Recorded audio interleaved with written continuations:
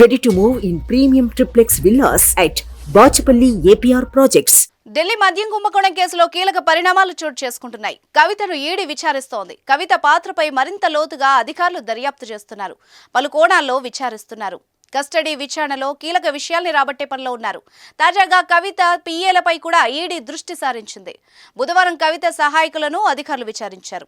రాత్రి వరకు కవిత పిఏలు రాజేష్, రోహిత్లను ఈడీ అధికారులు విచారించారు. ఇప్పటి వరకు సీజ్ చేసిన ఫోన్ల లాక్ తీయించి అందులోని సమాచారం ఆధారంగా ఈడీ అధికారులు ప్రశ్నలు అడిగారు.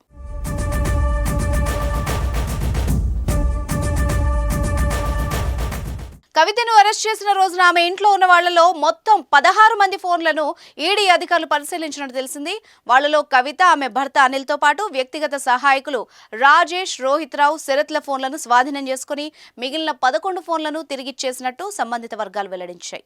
ఈ క్రమంలోనే అవసరమైతే విచారణకు పిలుస్తామని వాళ్లకి ఈడీ అధికారులు చెప్పారు. ఈ మేరకు బుధవారం రాజేష్, రోహిత్ రావులను ప్రశ్నించారు. మద్యం కేసులో కవితకు సంబంధించి కీలక అంశాలపై వాళ్ళిద్దరి నుంచి అధికారులు సమాచారం సేకరించినట్టు తెలుస్తోంది.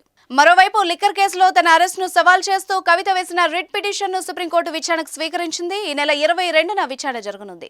తన అరెస్టు అక్రమమని సుప్రీంకోర్టుకి ఇచ్చిన హామీని ఈడీ ఉల్లంఘించిందని పేర్కొంటూ కవిత సుప్రీంకోర్టులో పిటిషన్ వేశారు.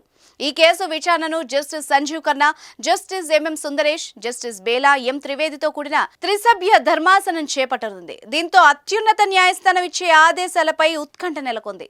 ఏమైనా కీలక ఆదేశాలు ఇస్తే కేసు విచారణలో మరో మలుపు చోటు చేసుకునే అవకాశం ఉంటుంది.